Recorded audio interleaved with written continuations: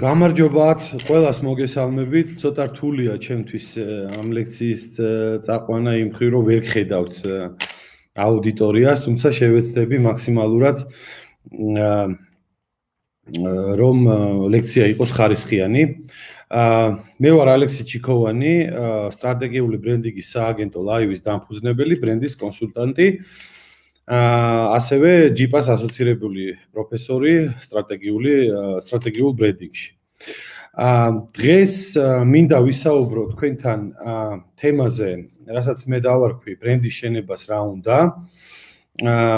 ანუ რა არის საჭირო იმისთვის, რომ ბრენდი ავაშენოთ, ეს ბრენდი იყოს ბრენდი, იმიტომ რომ ბრენდობამდე, ასე ვთქვათ, პროდუქტებს და სერვისებს დიდი გზა აქვს გასავლელი.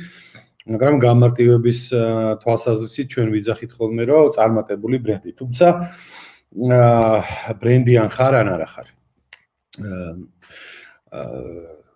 თუ რაიმე კითხვები იქნება, ალბათ მოიწერებით, ხო?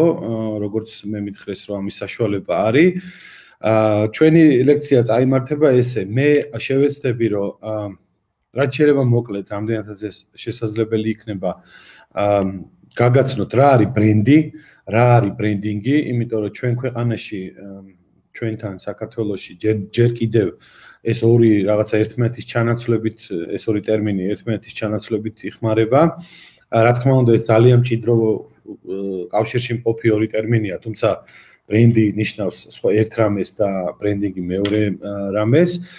და შემდეგ უკვე ვისაუბრებთ თუ რა ნაბიჯებია გადასადგმელი იმისთვის, რომ ბრენდი აშენდეს ისე, როგორც ეს მის ფლობელს უნდა, მის შემქმნელს უნდა.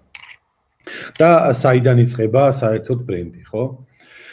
მე ეხლა ჩავთავ სლაიდებს და დავიწყებ, ასე ვთქვათ, მითების დანგრევით.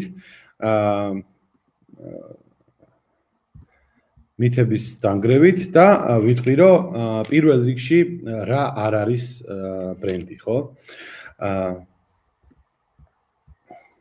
ხედავთ კარგად. ხო, ძალიან კაი. კარგით, მოკლედ პირველ რიგში მინდა ვთქვა, რომ ბრენდი არ არის ლოგო, ანუ მარტო ლოგო ბრენდი ვერ იქნება. სამწუხაროდ ხშირად ესე არის ხოლმე აღქმული ჩვენთან, ჩვენ ქვეყანაში, რომ ბრენდი არის ლოგო, ბრენდი ლოგო არ არის და ვერც იქნება. ბრენდის მნიშვნელოვანი ატრიბუტია, თუმცა ეს არ არის ბრენდი.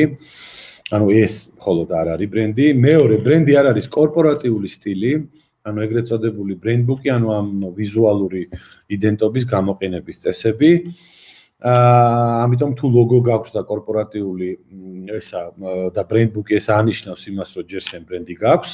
და მესამე, ბრენდი არ არის არც შეფუთვა ნაბრა თქვენ ობიექტზე, ხო? რაც უნდა ლამაზი და კარგი შეფუთვა იყოს, მარტო ეს ბრენდი ვერ იქნება. და ბოლოს, ბრენდი არ არის პროდუქტი ან მომსახურება, ანუ ცალკე აღებული პროდუქტი და ცალკე აღებული მომსახურება, ხო? და აქედან გამომდინარე, თუ თქვენ დღევანდელი ჩვენი შეხვედრიდან ერთ-ერთი რაც უნდა დაიმახსოვროთ, არის ის, რომ დაბრენდეთ და დაბრენდილი ეს ტერმინები არ გამოიყენოთ ხოლმე, იმიტომ რომ ძირითადად ამას ხმარობენ ვიზუალის შექმნისას და ეს არც დაბრენდვაა და ეს არც დაბრენდილი არის, ხო? მაშინ თქვენ ალბათ გიჩნდებათ კითხვა, რომ რა არის ბრენდი? ბრენდის განმარტება ძალიან ბევრნაირი არსებობს, რომ დაგუგლოთ უამრავ ვერსიას ამოყრის.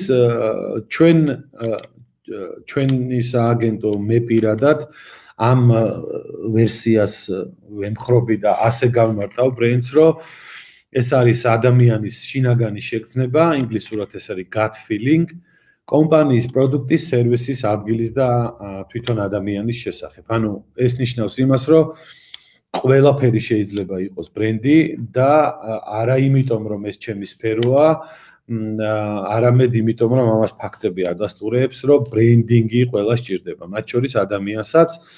ეს არის პერსონალური ბრენდინგი, ადგილებს, ქვეყნებს, ქალაქებს, ეს არის destination ბრენდინგი, ეს არის ქალაქის, ქვეყნის ბრენდინგი და ასე შემდეგ და ასე შემდეგ, ხო? ანუ ბრენდი არის შინაგანი შეგრძნება იმიტომ, რომ ადამიანი არის ემოციური და ინტუიციური არსება და შესაბამისად ბრენდი მას ემოციის დონეზე უნდა დაუკავშირდეთ. ანუ სხვა სიტყვებით რო ვთქვათ, ხო, ბრენდი არ არის ის, რაც შენ გონი, ანუ ბრენდის შექმნელს რომ არის, ბრენდი არის ის, რასაც ისინი ამბობენ რომ არის, ხო? და ვინ არიან ეს ისინი? ეს ისინი არიან ადამიანები და ამიტომ ბრენდს არასოდეს არ უნდა დაავიწყდეს ადამიანები. იმიტომ რომ ბრენდი იქმნება ადამიანებისთვის და მათ გარშემო ვითარდება და სამწუხაროდ ხშირად ხდება, რომ აი ეს ავიწყდებათ, ასე ვთქვათ, ბრენდის ფლობელებს და ამას ხელს უწყობს ალბათ, რა ვიცი, ჩემი მოსაზრებაა პირადი, რომ ძალიან ცუდი სიტყვა გვაქვს, მიუხედავად იმისა, რომ ჩვენი ენა, დიდებული ენა არის ერთ-ერთი ძველი და საინტერესო და მე მას ნამდვილად ვეთაყვანები, ესე პირდაპირ რო ვთქვათ, უბრალოდ აი ადამიანები, ვინც არიან ჩვენი ბრენდის, ასე ვთქვათ, ვინც ყიდულობს ჩვენ ბრენდს, ხო? ქვიათ მომხმარებლები და ეს ცოტა ისეთი უხეში სიტყვაა და რაცა ისეთ დამოკიდებულებას იწვევს. ამიტომ ან ეს სიტყვა არ გამოვიყენოთ და რა ვიცი, ჩვენები ან ადამიანები ვიხმაროთ, არ ვიცი. ჯერ ვერ მივაგენ იმ სწორ სიტყვას, რომელიც მომხმარებლებს ჩაანაცვლებს, არც კლიენტები მომწონს და ასე შემდეგ. მაგრამ ნუ როგორც მინიმუმ არ უნდა დაგვავიწყდეს ადამიანები. ოღონდ ადამიანები არ უნდა დაგვავიწყდეს არა მარტო მომხმარებლები, ხო? არამედ თანამშრომლები, ვინც ამ ბრენდს აღასრულებს, ხო? იმიტომ რომ ბრენდები იქმნებიან და ვითარდებიან ადამიანებისთვის და ადამიანების გარშემო და მათ აღასრულებენ ადამიანები. ეხლა საიდან მოვიდა ეს ბრენდინგი? ძალიან მოკლედ რო თქვა, ჩვენ ბიზნესის ცხოვრებაში მე ხშირად ვამბობ, რომ ბრენდინგი ისეთივე ძველია, როგორც კაცობრიობა და ამის დამადასტურებელი უამრავი ანდაზა თუ გამონათქვამი არსებობს ჩვენ საქართველოშიც და ქართული კულტურის ნაწილია, მაგრამ ბიზნესში ეს სიტყვა თვითონ ბრენდი შემოვიდა, შვედური სიტყვა არის to brand. ანუ იმის დამღის დასმა, ხო, ვიღაცამ რა ვიცი, თავისი ძროხა ვერ გაარჩია ვიღაცა სხვისგან და მე დაადეს დამღა, რომ ეს ჩემია, ეს შენია, ხო? და როგორ განვითარდა ეს ბრენდინგი, საიდან შემოვიდა ბიზნესში არის ძალიან საინტერესო, იმიტომ რომ თქვენად დააკვირდებით თვითონ ბიზნესის განვითარების დინამიკას ადამიანების კაცობრიობის განვითარებასთან ერთად. პირველი ნიშნები, როგორც ამ სფეროს ისტორიკოსები იძახიან 1850 წელს გამოჩნდა, ეს იყო სუფთა იდენტიფიკაცია, ანუ პროდუქტი, კატეგორია, წარმოშობა და ხარისხი და უსაფრთხოება. მაგალითად, აი, რა ვიცი, ბრაზილიური ყავა, ხო, ამ დონეზე, ან არ ვიცი, მადონა დეიდას ხაჭაპური, აი დაახლოებით ამ დონეზე იყო ეს ყველაფერი. შემდეგ ესე 100 წელი, ასე ვთქვათ, ნელ-ნელა ადამიანებიც, ბიზნესებიც ვითარდებოდა და უკვე სადღაც 1950 წელს დაემატა პროდუქტის სარგებელი. გარდა იმისა, რომ ვთქვათ, მე ამ პროდუქტს მოვიხარ, კიდე რა სარგებელს ვიღებ. შემდეგ თუ დააკვირდებით, უფრო ჩქარდება პერიოდები და უფრო მოკლე ვადაში ემატება უკვე დატვირთვები. 70-იანი წლებიდან უკვე დაიწყო სიმბოლური მნიშვნელობა ბრენდის, ანუ პერსონალური ფასეულობები, გამორჩეულობა, მომხმარებლის იმიჯი, ცხოვრების სტილი და ასე შემდეგ, იმიტომ რომ ბრენდის ფენომენი ერთ-ერთი ასე ვთქვათ, ძლიერი რამ, რაც ბრენდს გააჩნია, ეს არის, რომ ადამიანები მოხმარებული ბრენდებითაც ახორციელებენ კომუნიკაციას თავის საზოგადოებასთან, ანუ აგზავნიან რაღაცა გზავნილებს, მესიჯებს, რომ აი მე ამ ბრენდს მოვიხმარ და შესაბამისად მე ვარ ასეთი და ხუმრობით გადავაკეთე კიდევაც ერთი ქართული ანდაზა და მითხარი ვინ არის შენი მეგობარი და გეტყვი ვინ ხარ შენ, გადაკეთებული ჟღერს ესე რომ მითხარი რომელი ბრენდის საზოგადოების წევრი ხარ და გეტყვი ვინ ხარ შენ, ხო? ეს აი აქედან 70-იანი წლებიდან უკვე ეს ამბავი დაიწყო. ნელ-ნელა ვითარდებოდა, მერე დაემატა ბრენდთან ურთიერთობის გამოცდილება, ანუ ადამიანებმა არა მარტო კონკრეტული პროდუქტის და სერვისის ყიდვა დაიწყეს, არამედ მათ ესე იგი რა გამოცდილება მაქვს მე ამ ბრენდთან ურთიერთობის, ანუ გამოცდილების ყიდვას დაიწყეს და დღეს ეს უფრო და უფრო პოპულარულია, ხო? შემდეგ ეს იყო უკვე სარგებელი საზოგადოებას, ანუ სადღაც 95 წლიდან გაძლიერდა დატვირთვა, ასე ვთქვათ, რომ ანუ მიხვდნენ ადამიანები, რომ მარტო კარგად ვერ იქნები და როდესაც შენ მიუხედავად იმისა, რომ იწვალე, გააკეთე 1000 რამე და შექმენი ბრენდი და უამრავი სტატია, უამრავი გამონათქვამი არსებობს ამაზე, რომ ეს არის ტოტალური ბრენდინგი, ანუ ყველა მიხვდა, რომ ბრენდის გარშემო უნდა აეწყოს მთლიანად ბიზნესი, იმიტომ რომ ბრენდი არის დაპირება, ნებისმიერი მისი ქმედება, სანამ ადამიანი მასთან შევა კონტაქტში, ეს არის ასე ვთქვათ, დაპირება და ის მოლოდინებს უჩენს ადამიანებს და ეს დაპირება ყოველთვის უნდა შესრულდეს, ხო? აქედან გამომდინარე, ერთადერთი რამ, რაც არ შეიცვალა და უბრალოდ სწორედ ამიტომ ემატებოდა, ხო, ეს არის, რასაც თქვენ ხედავთ ახლა ეკრანზე, ადამიანი არის ბრენდის არსებობის საფუძველი და მიზანი, ის იქნება ადამიანებისთვის და ადამიანების გარშემო ვითარდება და ადამიანები ავითარებენ მას. თუ არა ადამიანებმა არ გაღიარეს, მომხმარებლებმა ვერაფერი ვერ დაგეხმარება იმაში, რომ გადაიქცეს სრულფასოვან ბრენდად, ხო? აქედან გამომდინარე, ბრენდი შენდება და იმართება ადამიანის გონებაში და არა კონკრეტულ ქარხანაში და ფაბრიკაში და ასე შემდეგ. რა თქმა უნდა, ეს ესე ვთქვათ, ჰიპოთეტურად ვამბობთ ამას, კი ფიზიკურად იქ იქნება, მაგრამ ბრენდი უნდა იყოს მოთავსებული ადამიანის თავში და ძლიერი ბრენდიც სწორედ ის არის, რომელიც მოთავსებულია ადამიანის თავში და კონკრეტული საჭიროების შემთხვევაში იქნება ეს, არ ვიცი, მანქანის ყიდვა თუ ტელევიზორის ყიდვა თუ ტანსაცმლის ყიდვა, აი ამ კონკრეტულ საჭიროების დროს ამოუვარდება აი ეს ბრენდი თავში, რომელსაც ის განიხილავს, ასე ვთქვათ, საყიდლად, ხო?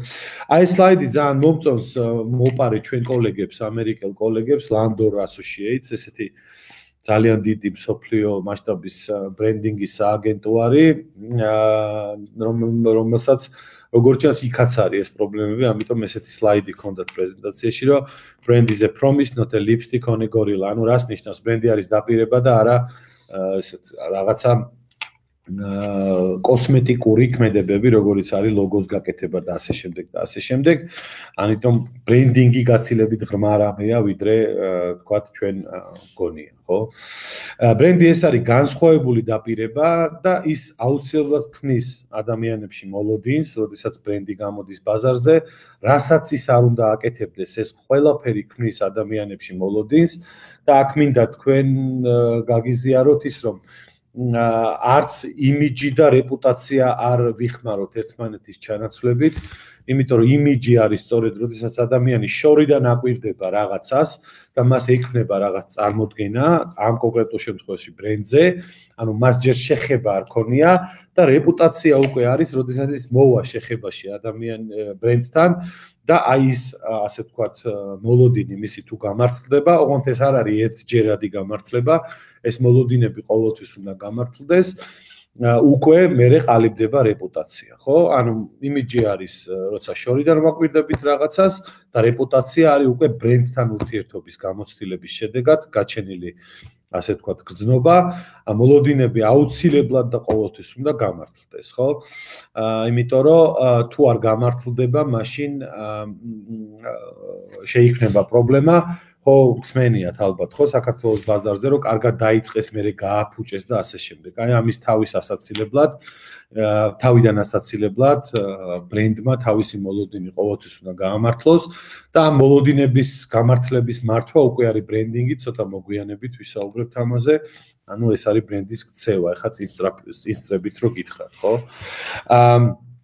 აგერ ბატონო, ერთ-ერთი მტკიცებულება იმისა, რომ ბრენდინგი ისეთივე ძველია, როგორც კაცობრიობა, ეს არის ქართული ანდაზა, ხო, სახელის გატეხვას, თავის გატეხვა ჯობია. სწორედ ეს არის ბრენდინგი, ანუ ბრენდი არის სახელი, რომელიც ბრენდინგის მეშვეობით უნდა შეიქმნას, მის შინაარსზე დაყრდნობით და აი ამ სახელის, ანუ რეპუტაციის გაფუჭება მართლა ჯობია რომ რაიმე ფიზიკური ქონება ოფისი იქნება ეს თუ საწყობი თუ რამე დაინგრეს, დაზიანდეს ან სრულად განადგურდეს, ვიდრე სახელი, იმიტომ რომ სახელის აღდგენა თითქმის შეუძლებელია ხოლმე, ხო? ამიტომ იმიჯი და რეპუტაცია ერთმანეთისგან განვასხვავოთ. ბრენდი რომელთან ურთიერთობაც იწვევს ისეთ ემოციას, რომელსაც ადამიანი მერე აზიარებს, ქმნის დობას და მხარს კავშირს. ოღონდ აზიარებს არ გაიგოთ რომ ის აზიარებს სოციალურ ქსელში. არამედ თუ ადამიანს პოზიტიური გამოცდილება აქვს ბრენდთან, მაშინ ის ხდება თქვენი ასე ვთქვათ პრომოუტერიც, ადვოკატი, თუ რა ვიცი, როგორც გინდა ისე დაარქვით და ის ასე ვთქვათ ურჩევს თქვენ ბრენდს სხვებსაც და ალბათ გსმენიათ, მაგრამ გავიმეორებ, რომ არასოდეს მსოფლიოში არ არსებულა და არც არსებობს და არც იარსებებს იმაზე ეფექტური და ძლიერი საკომუნიკაციო საშუალება, რაც არის პირადი რეკომენდაცია, ხო? ეხლა არც ერთი თქვენგანი არანაირ კომუნიკაციას, არანაირ რეკლამას იმაზე მეტად არ დაუჯერებს, ვიდრე თქვენი მეგობრის ან ნათესავის ან თქვენი ახლობლის მიერ პირადად გაწეულ რჩევას, ხო? მით უმეტეს ადამიანისას, რომელსაც გამოცდილი აქვს. და გაიხსენეთ ალბათ რაღაცას რო ეძებთ, რაღაცას რო გაინტერესებთ, დღეს უკვე უამრავი საშუალება გვაქვს და პოსტავთ ამას Facebook-ზე, რომ ხალხნო არ ვიცი, ის რა ქვია, იმას რა ქვია, მჭირდება კარგი ლეპტოპი და რომელ მაღაზიას მირჩევთ, ან რაღაც ესეთი, ხო? ალბათ ყველას გაგვიკეთებია. აი სადაც და ამ პოსტის ქვეშ რაც უფრო ხშირად გაჩნდება ბრენდის ერთი კონკრეტული ბრენდის სახელი, მით უფრო ძლიერია ის ბრენდი, ხო? აქედან გამომდინარე, ბრენდი ეს არის სახელის მოხვეჭა, როგორც ჩვენმა შოთამ თქვა, იმდენად მიყვარს რომ შოთიკოს ვეძახი ესე მოფერებით, სჯობს სახელისა მოხვეჭა ყოველსა მოსახვეჭელსა. ბრენდი სწორედ არის აი სახელის რეპუტაცია, რაც თქვენი საქმიანობის შედეგად უნდა მოიპოვოთ, ხო? და რატომ რეპუტაცია, იმიჯზე და რეპუტაციაზე გესაუბრეთ, უბრალოდ რეპუტაცია რატომ არის მნიშვნელოვანი და საბოლოო ჯამში თქვენ შეიძლება თქვათ, რომ აი ერთი სიტყვით მითხარი ბრენდი რა არის, შეგიძლიათ უთხრათ ადამიანს, რომ ეს არის ემოცია, რომელიც უნდა გაჩნდეს ადამიანში და რომელმაც შემდეგ უნდა შექმნას რეპუტაცია, ხო? ანუ რეპუტაცია არის გრძელვადიანი შედეგის მომტანი, რეპუტაცია არის მდგრადი და ძნელად ზარალდება, მაგრამ მას სჭირდება გაფრთხილება. რას ნიშნავს ძნელად ზარალდება? თუ ბრენდი, კარგი ბრენდი არის, მისგან იგრძნობა, აი ეს არა მარტო მისი სიტყვა, არამედ საქმითაც იგრძნობა, თქვენთან დამოკიდებულებით იგრძნობა, რომ ის ფიქრობს და ზრუნავს იმ ადამიანებზე, ვისთვისაც ის არსებობს და ბრენდი ყოველთვის არსებობს რაღაც კონკრეტული სეგმენტისთვის, საზოგადოებისთვის, ბრენდის თემი ქვია ამას ან ბრენდის საზოგადოება, რა ვიცი, როგორც გინდათ ისე დაარქვით, ანუ brand society ინგლისურად. თუ ეს მისი საქციელითაც იგრძნობა, ხო? რა თქმა უნდა, ყველა უშვებს შეცდომებს, რა თქმა უნდა, უდიდეს და უძლიერეს ბრენდებსაც დაუშვიათ შეცდომები, მაგრამ იმდენად საყვარელი და პატივსაცემია, რომ ამ ძლიერ ბრენდებს შეცდომებს პატიობენ. რა თქმა უნდა, ხა შეცდომაც არის და შეცდომაც არის შეცდომის სიხშირეებიც, მაგრამ ძლიერი ბრენდის შექმნის ერთ-ერთი დიდი, ასე ვთქვათ, დადებითი რამ არის ის, რომ თუ თქვენ შეცდომა მოგივათ, ამას გაპატიებენ, ხო? აი ხა გაიხსენეთ პირადი ურთიერთობები, ხო? როდესაც ადამიანი ძალიან გიყვართ, რაღაც პატარ-პატარა რაღაცებს პატიობთ. ზუსტად ეს არის ბრენდი და საერთოდ ჩვენი სააგენტოს ფილოსოფიაც ეგეთია, რომ ბრენდი არის ცოცხალი ორგანიზმი, ის არის ადამიანი, უბრალოდ კარგი მართვის პირობებში ადამიანის დიდხანს ცოცხლობს ან საერთოდ არ ყვდება, იმიტომ რომ არსებობენ ბრენდები, რომლებიც საუკუნეები მოდიან და მოდიან, ხო? აქედან გამომდინარე, რეპუტაცია არის ძალიან მნიშვნელოვანი, შეცდომას თუ დაუშვებთ, გაპატიებენ, მით უმეტეს თუ ამ შეცდომებზე სწორად რეაგირებთ. აღიარებთ მას და შესაბამის კომპენსაციას აკეთებთ. კომპენსაციას არა მარტო ფულადაც, არამედ საქციელითაც. ამას ბრენდინგში ქვია brand recovery. ეს ნიშნავს იმას, რომ თქვენ აღიარებთ და გულწრფელად ცდილობთ ამ შეცდომის გამოსწორებას, ხო? კიდევ ერთი მტკიცებულება, კარგი რეპუტაციის მოსაპოვებლად საჭიროა, რომ მართლა იყო ის, როგორიც გინდა რომ დაგინახონ. ანუ ეს ნიშნავს იმას, რომ რასაც შენ იძახი, როგორც გინდა რომ წარმოჩინდე, ისე უნდა მოიქცე და მართლა ესეთი უნდა იყო და 21 საუკუნეში ამას ხშირად გავიმეორებ, აუცილებლად თქვენ გამოგიჭერენ თუ ეს ასე არ არის. თქვენი სიტყვა თუ აცდება საქმეს, გამოგიჭერენ აუცილებლად და მე საქმე იქნება ცუდად. ბრენდი არის ცოცხალი არსება, ცოცხალი ორგანიზმი. მე ვამბობ, რომ ბრენდი არის ადამიანი, იმიტომ რომ ეს კონკრეტული ადამიანების შექმნილი ან ადამიანის შექმნილია, ის ყოველთვის მის ხასიათს და თვისებებს ატარებს და ამას ემატება შემდეგ მისი აღსრულებლებიც, ხო? ანუ ის ადამიანები, ვინც ამ ბრენდს აღასრულებენ და ამ ბრენდს ყოველთვის აქვს დიადი იდეა, თუ ის ბრენდია და ჟინი რო შეცვალოს რაღაც და ადამიანების პრობლემები გადაჭრას რა. დიადი იდეა ნიშნავს აი იმ თავარს, რაზეც დგას ბრენდი, დიადი იდეის გარეშე ბრენდის მამოძრავებელიც ეწოდება ამას. ძალიან გაუჭირდება ბრენდს ადამიანების შემოკრება, იმიტომ რომ აი თქვენი თაობა, ეგრეთ წოდებული ახალი მომხმარებლები, ხო? აი ეს მილენიალები, თაობა X-ი, თაობა Z-ი, როგორც ეძახიან, ხო? Gen X, Gen Z, აი ესე უკვე არ კმაყოფილდებიან მარტო ცალფრ ურთიერთობებს ბრენდთან და ისინი უყურებენ თუ რას აწვება ეს ბრენდი, მოდი ესე შინაურულად რო ვთქვათ და ირჩევენ იმას, რომელიც უფრო ახლოს არის მასთან, ხო? ამიტომ ბრენდი არის სიგნალების მთლიანობა, ერთიანობა, რომელიც ადამიანების აღქმაში ჯგუფდება ერთად და პროდუქტისა და მომსახურებას გამორჩეულს ქმნის, ხო? ანუ ბრენდი არის მისი შინაარსი და ყველაფერი, რასაც ის აკეთებს. ეს არის პირველ რიგში ემოცია, ბრენდი თუ პროდუქტი თუ ან სერვისი თუ ემოციას ვერ იწვევს ადამიანებში, ის ბრენდი ვეღარ იქნება, იმიტომ რომ 21 საუკუნეში არაფრის წარმოება ფაქტიურად პრობლემა აღარ არის. აქედან გამომდინარე ადამიანებს თითქმის ერთადერთი რამ აქვთ დარჩენილი გადაწყვეტილების მისაღებად, ეს არის ის ემოცია, რომელსაც ეს ბრენდი იწვევს, ხო? და ეს ემოცია მოდის აი იმ დიადი იდეიდან, რომელზეც მე ვილაპარაკე, ხო?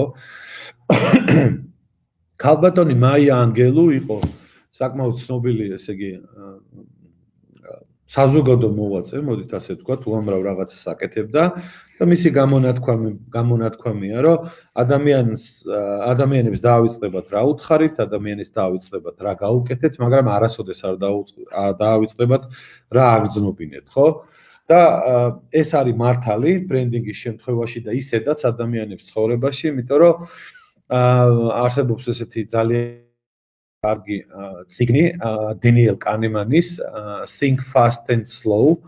ეს ადამიანი არის სოციოლოგი, რომელიც წლები, 10 წლეულები იკვლევდა ადამიანის twins, როგორ მოქმედებს ის სხვადასხვა შემთხვევებში და მან ნობელის პრემიაც კი მიიღო ოღონდ ეკონომიკის დარგში, იმიტომ რომ ეკონომიკური ქცევის ამბები გაარკვია ძალიან ბევრი და ამ წიგნზე დაფუძნებული კიდე უამრავი არა, რამოდენიმე კარგი წიგნია და ერთ-ერთი ამბობს System 1, ესე ქვია ამ წიგნს. ერთ-ერთი ამბობს, რომ რაც უფრო მეტს გრძნობს ადამიანი, ის უფრო მეტად პოზიტიურად არის განწყობილი ბრენდის მიმართ და მეტს ყიდულობს კიდევაც, ხო? ამიტომ ბრენდი ეს არის ემოცია. მე აქ კიდე დავაკელი და არა და დანიელ კანემანი იძახის, რომ 95% ჩვენი გადაწყვეტილებებისა ნებისმიერ თემაზე მიიღება, ასე ვთქვათ, ემოციით და ამას ყველა ნეირომეცნიერი ადასტურებს და თუ ბრენდი ემოციას ვერ იწვევს, ადამიანები მის სასარგებლოდ არჩევანს არ გააკეთებს, ხო? და ძალიან ცუდი წარმოსადგენია ისეთი პროდუქტი რო ხარ ან სერვისი, რომელიც ემოციას ვერ იწვევს 21 საუკუნეში მით უმეტეს, ხო? ანუ წარმატებული ბრენდი ეს არის გამორჩეული პროდუქტი, მომსახურება ადგილი ან ადამიანი, ხო?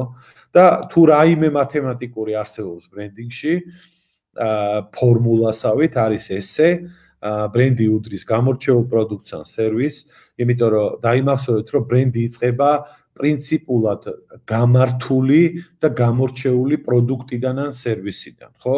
ეხლა მე ცოტა მოგვიანებით ვისაუბრებ იმაზე, რომ აი ხარისხზე და აი ფასზე და ესეთ რაღაცეებზე ლაპარაკი და კომუნიკაცია არ არის მანდამაინც მომგებიანი ბრენდისთვის, იმიტომ რომ ამაზე ყველა ლაპარაკობს და შენ უნდა იყო გამორჩეული შენი ემოციით იმით თუ რას აწვევი, ხო? მაგრამ ბრენდის საფუძველი ყოველთვის არის პრინციპულად გამართული პროდუქტი და სერვისი.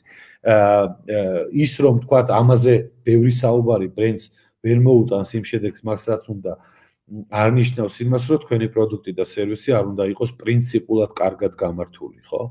ამიტომ გამორჩეულ პროდუქტს ან სერვისს, პრინციპულად გამართულ პროდუქტს ან სერვისს, პლუს აღმატებული ღირებულება, რაღაც ბენეფიტებს რო ვეძახით, პლუს ემოცია, პლუს ქცევა, გრძელვადიანი პოზიტიური გამოცდილება ბრენდის, ბერთან ურთიერთობის, ამას მინუს ხარჯები, ეს უდრის ბრენდს. ფინანსურად არ ვიცი თქვენ სწავლობთ თუ არა ფინანსებს, მაგრამ ფინანსურად ამას ქვია მარჟა, ანუ ხარჯები, სხვაობა ყველა ხარჯ შემოსავალსა და ყველა ხარჯ შორის.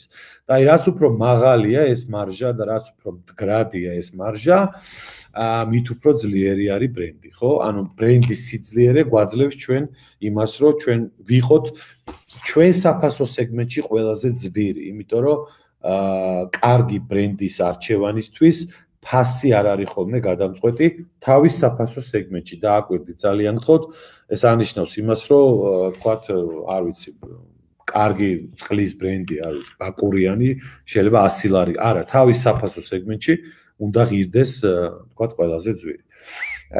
რა სხვაობაა პროდუქტებს და ბრენდებს შორის? ძალიან ესეთი რამოდენიმე თავარ რაღაცას განახებთ. ეს არის რომ პროდუქტი არის ფუნქციონალური მოვლენა, ხო, პროდუქტი ან სერვისი და ის კონკრეტულ გარემოში იქმნება, ბრენდი არის მომხმარებლის თავში, ის ინახება და შენდება მომხმარებლის თავში და რაღაც ემოციის უკან, ფასეულობების უკან დგას. პროდუქტი არის რაიმე ხელშესახები, ხო, მას ზომა, წონა, სუნი და ფერი აქვს, ბრენდი არის ასოციაცია, ემოცია და ასე შემდეგ. თუმცა შეიძლება ბრენდი ისეთი კარგი ესთეტიკით იყოს წარმოჩენილი, რომ აი მისი ზომა, წონა, ფერმა და სუნმა, ასე ვთქვათ, შემატოს მას კიდე ხიბლი, ხო? მაგრამ ბრენდი როცა ხარ, აქ აუცილებელია გქონდეს ემოცია.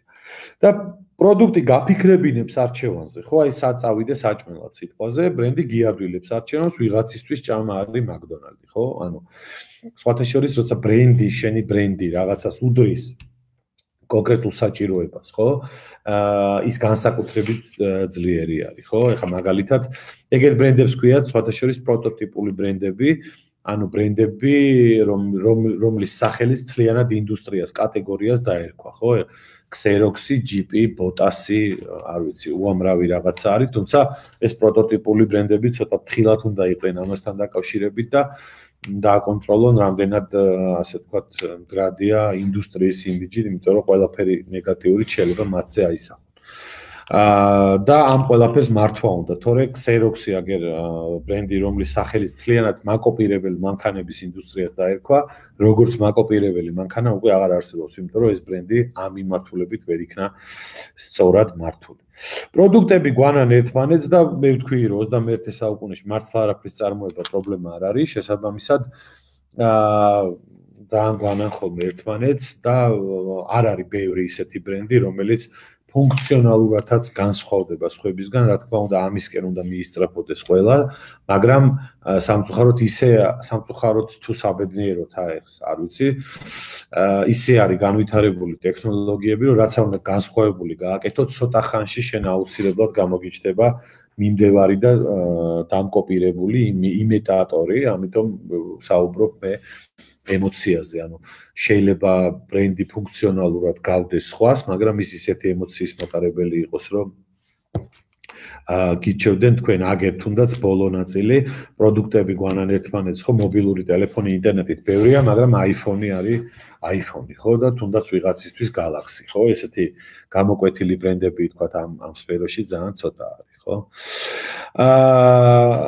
და რატომ არის ეს კიდევ მნიშვნელოვანი? იმიტომ რომ თქვენ ახლა ხედავთ გაბლარულ სურათს კაცმა არ იცის ამ ფოტოზე ვინ არის და ზუსტად ესეთი ეფექტი აქვს იმ პროდუქტს და სერვისს, რომელიც ბრენდი ვერ არის გამორჩეული და განსხვავებული და შესაბამისად თუ ბრენდი ხარ განწირული, იმიტომ რომ მომხმარებელი აი ესე ხედავს რა, ფაქტიურად ვერ ხედავს. და თუ გავითვალისწინებთ იმას და გაიხსენებთ რამდენი შემოთავაზება შემოდის და რამდენი შემოთავაზება არსებობს, ხო, თუნდაც ჩვენ ქვეყანაში აი თაროს რომ მიადგები რამდენაირი არ ვიცი ყავა ან ჩაია ან არ ვიცი სნეკი ან ასე შემდეგ, ხო? შე თუ გამორჩეული და განსხვავებული ბრენდი არ ახარ, აი ესე ხედავს მომხმარებელი, ხო? პროდუქტები და მომსახურებები გვანან თუ არა ერთმანეთს, ანუ პროდუქტ ბრენდები და სერვის ბრენდები, პრინციპები ერთი და იგივეა ამ ბრენდის მშენებლობის, პრინციპებს გულისხმობ, მაგრამ სხვადასხვა, ასე ვთქვათ, მეთოდები არსებობს. პროდუქტ ბრენდების შემთხვევაში ეს არის, რომ ფაქტიურად პროდუქტი ჩანს თაროზე და მის უკან თანამშრომლები ხარისხის კონტროლი თუ რაღაცა მის უკან რა დგას, ამას ჩვენ ვერ ვხედავთ, ხოლო სერვის ბრენდებში ეს არის უმნიშვნელოვანესი განსხვავება, რომ ჩვენ ფაქტიურად ვხედავთ ყველაფერს, ჩვენ თვალწინ ხდება აი ამ პროდუქტის წარმოება და ამიტომ სერვის ბრენდები უფრო რთული სამართავია ხოლმე და ნუ მთავარი განსხვავება ამ ორ რაღაცას შორის ეს არის ადამიანი, ანუ ის ადამიანები, ვინც აღასრულებენ. თუ პროდუქტ შეგიძლია ხელი მოკიდო, შეეხო და ასე შემდეგ, სერვისს ვერ მოკიდებ, ხო, ესე ხელს და შესაბამისად სერვისის განსხეულებული, ასე ვთქვათ, განსხეულება არის ის თანამშრომელი, ვინც გემსახურება, სერვისის აღმასრულებელი, ბრენდის აღმასრულებელი და ამიტომ სერვის ბრენდინგში ძალიან მნიშვნელოვანია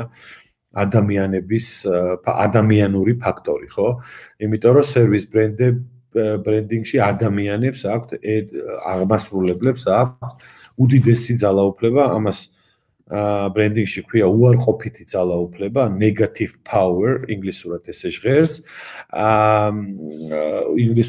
ჟღერს, როდესაც თანამშრომელს შეუძლია ისე მოიქცეს, რომ თქვენი კლიენტი დატოვოს განაწყენებული. ამიტომ ბატონმა რიჩარდ ბრენსონმა, რომელიც არის ერთ-ერთი ბრენდ ჩემპიონი, ასე რომ ვთქვათ, ანუ ადამიანი, რომელიც პირველ რიგში და უმთავრესად თვითონ აცოცხლებს იმ თავის ბრენდს, რაც აქვს Virgin ჯგუფის დამფუძნებელი, მან კარგი რამე თქვა, რომ პირველი არ არის კლიენტი, არამედ პირველ რიგში არის თანამშრომელი, თუმე მათ მოული და მივხედავ, მე ისინი მიხედავენ ჩემს კლიენტებსო და ეს მართალია, იმიტომ რომ სერვის ბრენდინგში განსაკუთრებით, სერვის ბრენდის მართვისას თანამშრომელს, იმ ადამიანს, ვინც ჩვენ გვემსახურება, აქვს უდიდესი როლი. აი ეს არის, ასე ვთქვათ, სხვაობა სერვის ბრენდებსა და პროდუქტ ბრენდებს შორის და კიდევ ერთხელ ვიმეორებ, რომ პრინციპები, რა თქმა უნდა, ერთი და იგივეა, თუმცა მეთოდები არის სხვადასხვა.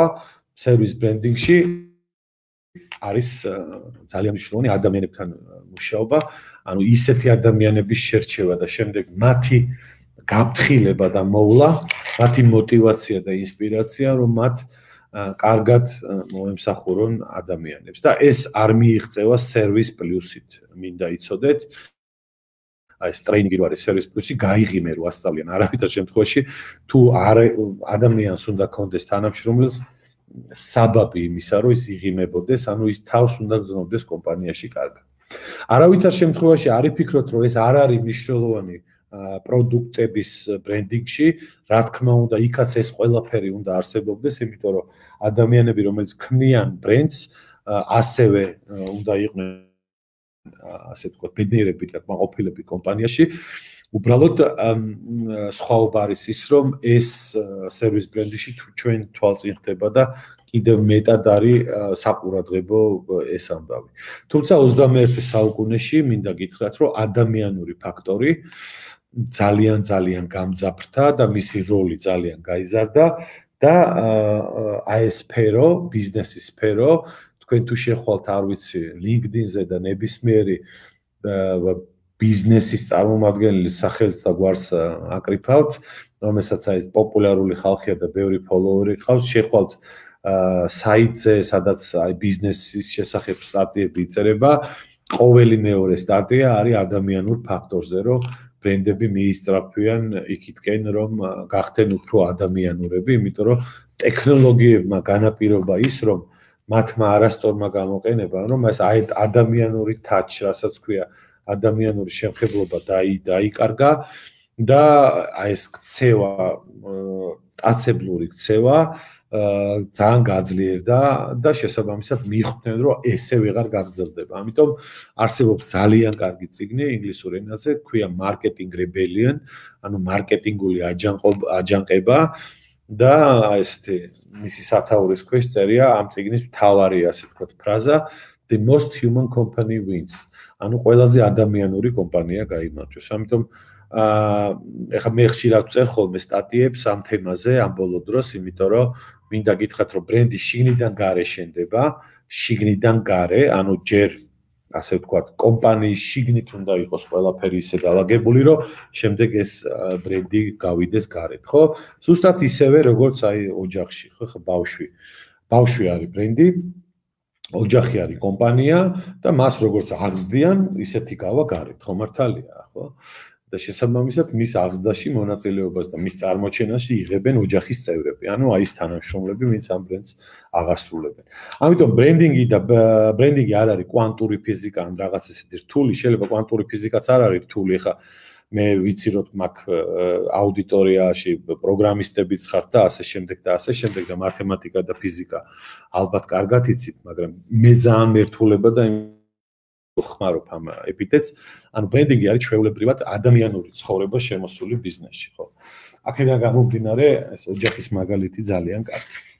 მოკლედ, ბრენდი რეზუმე რო გავაკეთოთ, ეს არის მისი შინაარსი, დაწყებული დიადი იდეიდან დამთავრებული მისიით, ფასეულობებით, მისი ხებით და ასე შემდეგ, ანუ შინაარსით, ანუ ეს არის გენეტიკური კოდი ამ ბრენდის, რომელიც შემდეგ აი ამ ბრენდინგის მეშვეობით, კომუნიკაციის მეშვეობით და კომუნიკაცია არის ყველაფერი, რასაც ბრენდი აკეთებს, უნდა დაიბადოს, გავიდეს ბაზარზე და უნდა იცხოვროს. და რაც უფრო სწორად იმართება ბრენდი, მით უფრო დღეგრძელია ეს ბრენდი და მით უფრო დიდხანს და წარმატებულად ცოცხლობს, ხო? ძალიან დიდი ბოდიში, მაგრამ სანამ ბრენდინგზე დავიწყებ საუბარს, აი სწორედ ესეთი რამ მინდა გამიხილოთ, რა ხდება დღეს მსოფლიოში და ეს ზუსტად ეგეთი კითხვა მომდის თავში, იმიტომ რომ იმდენად აჩქარდა მსოფლიო და განსაკუთრებით იმდენად შეცვალა და აჩქარა, ასე ვთქვათ, ტემპი და შეცვალა ბევრი რაღაცა აი ამ პანდემიამ, რომლის ხანაში ჩვენ ახლა გვიწევს ცხოვრება, რომ აი ზუსტად ეგ კითხვა ესეთი სიმძაფრით იბადება. მოდი სანამ ბრენდინგზე გადავალთ, ვთქვათ, რა ხდება მართლა ამ სფეროში. მე როგორც გითხარით, აი ეს წიგნი მესამე მარკეტინგული აჯანყება, სწორედ ამას ეძღვნება, რომელიც არის 2019 წელს გამოსული და ის ამბობს, რომ მსოფლიოში არის მესამე მარკეტინგული აჯანყება დაწყებული. პირველი იყო, როდესაც აი გასულ საუკუნეში, ასე ვთქვათ, რეკლამა საკმაოდ ბევრ ტყუილებს იძახოდა და ამას ასე ვთქვათ, აი ინგლისურად ბოდიშ ვიხდი, ქართულად არ არის. ვერ მოვასწარი თარგმნა. პირველი აჯანყება იყო ტყუილების წინააღმდეგ, იმიტომ რომ ადრე რეკლამა ძალიან ბევრს იტყუებოდა, ზოგი გამიზნულა და ზოგი ისე რომ არ იცოდნენ, ხო? მერე უკვე მეორე აჯანყება დამთავრდა კომპანიების, ასე ვთქვათ, კონტროლის ხანა და დღეს მესამე რევოლუცია მიმდინარეობს. და ეს არის ის, რომ ჩვენ მომხმარებლებს, ადამიანებს გვაქვს ძალიან დიდი ძალაუფლება, რომ მოვახდინოთ გავლენა ბრენდზე, ხო? ეხლა აბა ვინმე მცადოს და გააბრაზოს მომხმარებელი, მას უამრავი საშუალება აქვს, რომ ეს გამოხატოს და გააგებიოს თუ მოინდომეს მთელ სოფლიოს, ხო? იქნება ეს Facebook, იქნება ეს Twitter, იქნება ეს LinkedIn თუ ასე შემდეგ და ასე შემდეგ. აქედან გამომდინარე, ეს ადამიანი, ამ წიგნის ავტორი, მარკ შეფერი, მისი სახელი და გვარი, ესე ჟღერს, იძახის, რომ მან ჩაატარა უამრავი ინტერვიუ, უამრავი კვლევა და სხვათა შორის წიგნებს რა ახასიათებს, აი მე სადაც სწავლობდი ინგლისში, იქ როდესაც ჩვენ დავალებას ვიღებდით და უნდა დაგვეწერა უკან რეფერენსებში რა ლიტერატურა გაქვს გამოყენებული, თუ 10%-ზე მეტი იყო წიგნები, ნიშანს გაკლებდნენ და ესეთი ფილოსოფია ჰქონდათ მათ, რომ წიგნის დაწერას უნდა რაღაც დრო და ჩვენი მსოფლიო ისე აჩქარებულია, რომ ამ დროში შეიძლება ამ წიგნში მოცემული ინფორმაცია მოძველებული იყოსო რა. და ამიტომ გამოიყენეთ ცინცხალი, ასე ვთქვათ, ქორფა სტატიები, ახალ-ახალი ინფორმაცია. კი ბატონო, მეც ამას ვეთანხმები, მაგრამ არსებობს წიგნები, არსებობს კლასიკა, არსებობს გენიოსები, რომლის ნათქვამიც 100 წლის უკანაც მართალი იყო და დღეს აქტუალურია, ხო? და აი ამ წიგნს ესეთი რამ ჭირს, რომ მიუხედავად იმისა, რომ ამ კაცმა დიდი ხანი იკვლია ეს ინფორმაცია, მერე ეს დაახარისხა და გამოცა წიგნად, ეს ინფორმაცია, რასაც ის ლაპარაკობს, კი არ მოძველდა, არამედ კიდევ უფრო აქტუალური გახდა. ანუ ადამიანურობა და შესაბამისად, ასე ვთქვათ, აი წიგნის მთავარი თემა ეს არის, რომ the most human company will win. იმიტომ რომ ანუ იძახის, რომ ადამიანები ადამიანებს ენდობიანო და დაუბრუნდნენ ამასო და რეკლამას ძალიან უჭირსო და არის კრიზისშიო, იმ სახით, რა სახითაც ის არსებობდა, მას აღარ ენდობიან, აღიზიანებ და skip-ს აკეთებენ, ხო, ახვევენ და არ უყურებენ და ასე შემდეგ. ამიტომ თავარი არისო, შენ სიტყვას რა საქმე მოყვებაო და ეს მნიშვნელოვანია, იმიტომ რომ ბრენდინგი ეს არის უკვე ბრენდის საქციელი, ხო? და ნუ აი აქ იძახის, რომ აი ტექნოლოგიების არასწორმა გამოყენებამ ესეთი ადამიანურობა დაუკარგა კომპანიებს და ბრენდებს, რომლებიც ასევე წესით უნდა იყვნენ ადამიანებიო, ხო? და ეს მომხმარებლები, თქვენი თაობა, ახალი მომხმარებელი, რასაც მე ვეძახი, კი არის ცუდი სიტყვა, არ მომწონს, მაგრამ ნუ რას ვიზამთ. იძახის, რომ პატივი მეცი რა და გაცილებით მომთხოვნია და გაცილებით მეტი ძალაუფლება აქვს, ხო? და ეს ყველაფერი საქციელი და ადამიანურობა, ამას ქვია all things human, ეს ტერმინი იხმარა ბატონმა ფილიპ კოტლერმა, რომელიც იმდენად დიადი პროფესიონალია მარკეტინგის, რომ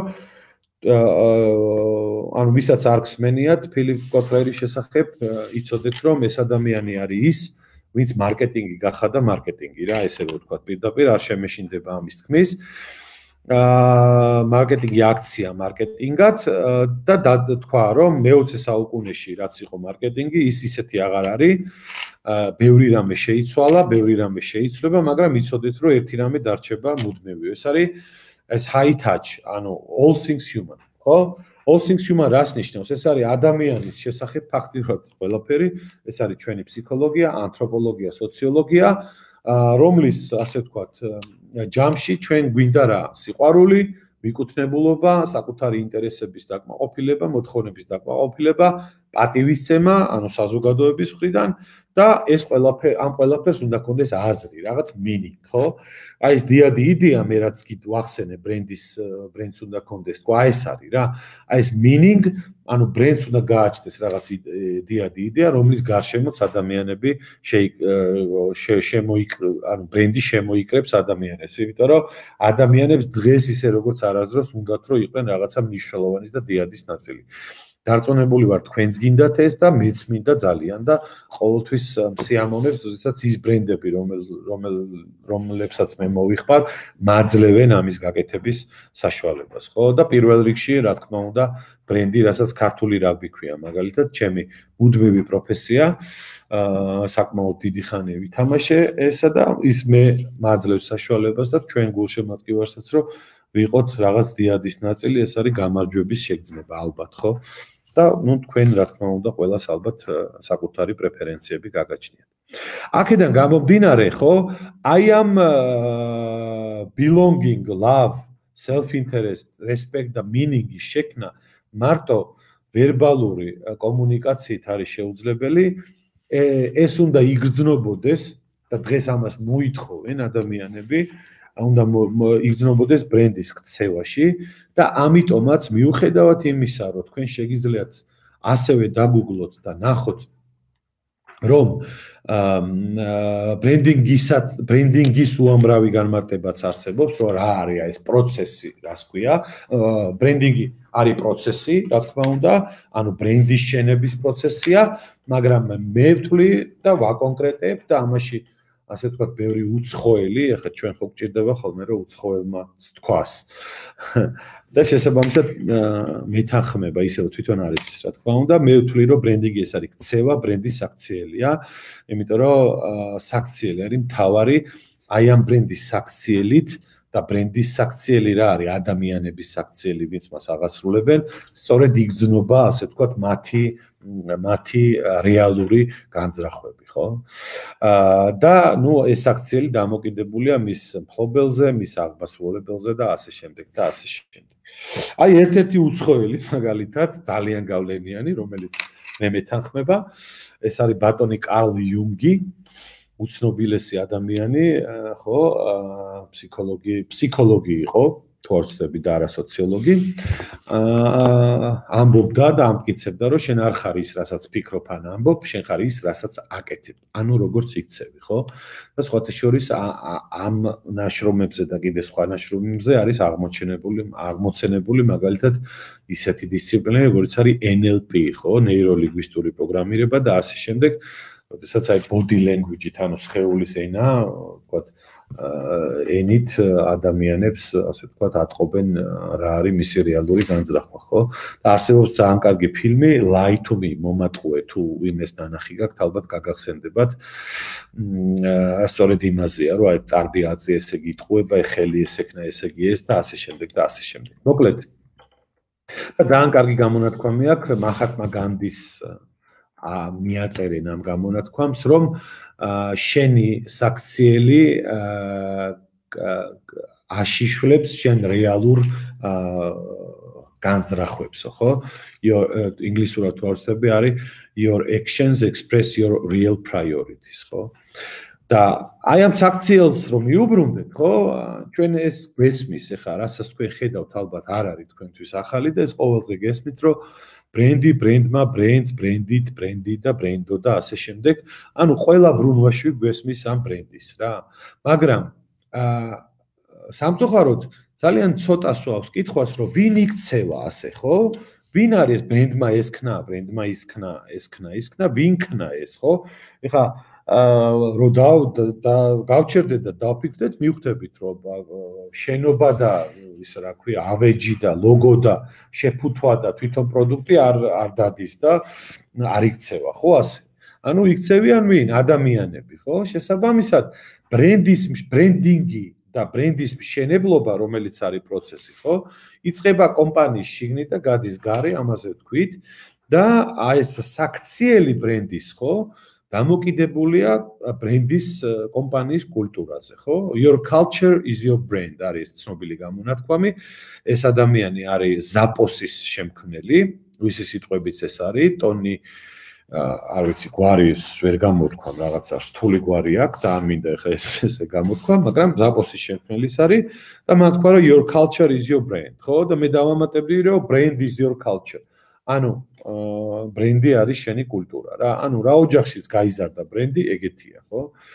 და მე სულ ცოტა ხნის წინ დავიწყე ამის მტკიცება და ვარ ახლა ამ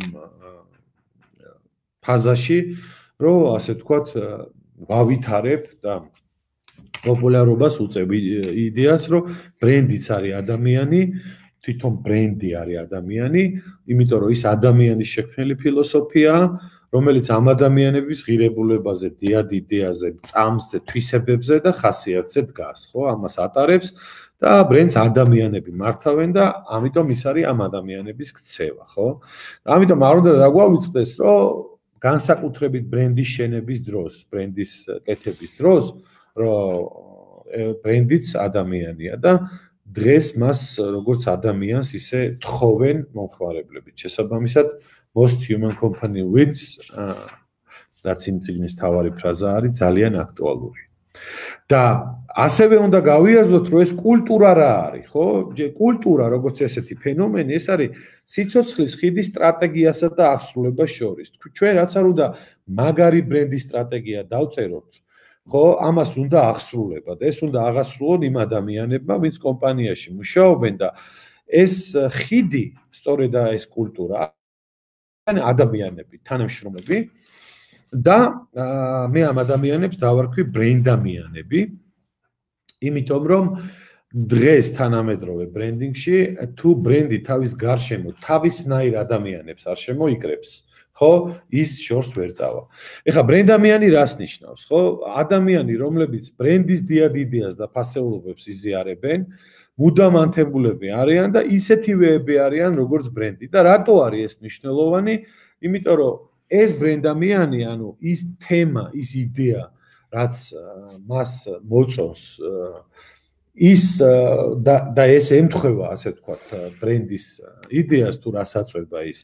მერე ბუნებრივად იქცევა ისე, როგორც ბრენდ შეეფერება და ბრენდამიანი ქმნის არა ფორმალურ კულტურას, ახლა არსებობს რა კომპანიაში ფორმალური კულტურა, სადაც ადამიანები დილით მოდიან, მუშაობენ, მერე მიდიან, პანდემიის მერე როგორ იქნება არ ვიცით, მაგრამ ნუ ფორმალური კულტურა არის კულტურა, სადაც რაღაცა ქცევის წესები არსებობს, მაგრამ ამ ფორმალურ კულტურას აკლია ინსპირაცია, აკლია ეს ვნება და ეს ეშხი რა, რამაც ეს ქარიზმატული ბრენდი უნდა ააშენოს, ხო? და ბრენდამიანები ამ ფორმალურ კულტურას კი არ ქმნიან მარტო, ანუ რაღაც კულტურას ქმნიან, არამედ სადაც საკუთარ თავზე ფიქრობენ, არამედ ეს არის ორგანიზებული ჯიგარი, ასე ვთქვათ, ეს ჩემი, ასე ვთქვათ, სარაგბო ტერმინოლოგიიდან გამომადგა, ანუ აი ბიჭებო ჯიგრით ვითამაშოთ, ხო? აი ეს იყო ჩვენი საუბარი და ეს არის დღესაც, რომ ჯიგარი თუ არ ჩადე, ისე არ გამოგივა რაგბის თამაში და არც არაფერი სხვათა შორის, მაგრამ აქ ძალიან აქტუალური იყო. ანუ ორგანიზებული ჯიგარი რას ნიშნავს? ეს ნიშნავს იმას, რომ დიადი იდეით ანთებული, აი ამ ბრენდის დიადი იდეით ანთებული, ერთიანი ღირებულების მქონე ბრენდამიანობის ერთობაა, რომელთა ჯიგარი მიმართულია აი ამ იდეის აღსრულებისკენ და აი იმ ადამიანებისთვის, ვისაც იქნება ბრენდი. ეხლა თქვენ შეიძლება მოგეჩვენოთ ეს ცოტა, არ ვიცი, ნამეტანი პათეტიკურად, ნამეტანი აღმატებულად, ხო? მაგრამ დამერწმუნეთ, რომ ეს მართლა უნიშნულოვანესი ამბავია და ვინც ამ თემას იგნორირებას უკეთებს და დაცინის, ის ბრენდს ვერ აშენებს, იმიტომ რომ აი მარტივი მაგალითი რო გითხრათ რა, ეხლა თქვენ თუ ქმნით ბრენდს ბავშვებისთვის, ხო? იმ კომპანიაში არ შეიძლება მუშაობდეს ადამიანი, რომელსაც ბავშვები არ უყვარს, ხო? რომელიც არ არის შეპყრობილი იმითი, რომ აი მათთვის რაღაცა გააკეთოს, ხო? მარტივი ვიცი რო თქვა ძალიან. ამიტომ თუ ჩვენ ამას ვახცევთ, აი ამ ორგანიზებული ჯიგრის კულტურას, სამსახური აღარ არის ხოლმე, არამედ ეს არის საყვარელი საქმე, ხო? და სამსახურის ფენომენი ასევე კრიზისს განიცდით და პირველ რიგში თქვენ თავებს დააკვირდით ახალგაზრდებს მიმართავ და თქვენთან როგორი პოპულარულია ფრილანსერობა, დისტანციური მუშაობა და ასე შემდეგ და ასე შემდეგ. ხო? ეს მცნებად სამსახურის, ანუ იცვლება და მე ესეთი უცებრო თქვა მგონია, რომ სიტყვა სამსახური უკვე კარგავს, ასე თქვა, თავის მნიშვნელობას და ეს არის საქმე, რომელსაც შენ აკეთებ, ანუ საქმიანობა და არა სამსახური, ხო? და შესაბამისად, თუ თქვენი საქმიანობა მიმდინარეობს რაღაც ორგანიზებულ იმაში დაწესებულებაში,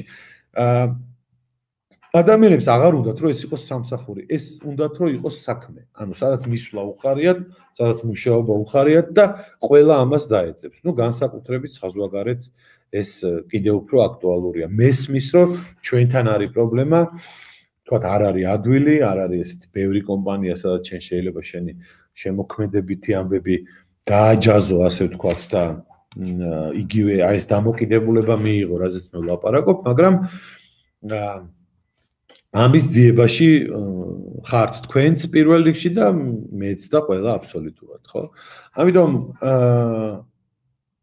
ბრენდის მშენებლობისთვის ეს არის უმნიშვნელოვანესი რამ და ეს ნიშნავს იმას, რომ თუ ეს ასე ხდება, მაშინ თანამშრომლობის ღირებულებები, ბრენდის ღირებულებები და ორგანიზაციის ღირებულებები და სამივეს უკან თანამშრომლები, ბრენდი, ორგანიზაცია ასევე არიან ადამიანები, აი ამ ადამიანების ღირებულებები თუ ემთხვევა, ისინი მართლა გაერთიანებული არიან ერთი საქმის გარშემო, მათ ნაჩალნიკები და უფროსები კი არ აყავთ, ყავთ ლიდერები, რომლებიც მათ კი არ მართავენ, არამედ მათთან ურთიერთობას ისე ალაგებენ, რომ ყველა ასე ვთქვათ იყოს ანთებული, მაშინ ხდება აი ეს, რასაც თქვენ ამას ხედავთ, ანუ ეს ღირებულებების კვეთა აი ქმნის იმ meanings, აი მნიშვნელობას, აი დიადიდიას ბრენდის, რომელიც მე უნდა დაემთხვეს იმ ადამიანების ღირებულებებს, ვისთვისაც თქვენ ასე ვთქვათ, ქმნით ამ ბრენდს, ხო? და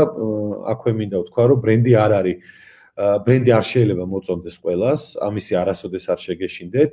ბრენდი უნდა მოწონდეთ იმას, ვისთვისაც თქვენ მას ქმნით და ამისთვის თქვენი ასე ვთქვათ, ბრენდის საზოგადოება კარგად უნდა განსაზღვროთ, ვინ არიან ეს ადამიანები და სხვათა შორის ეს კლასიკური სეგმენტაცია, ბაზრის მომხმარებელთა სეგმენტაციაც უკვე აღარ არის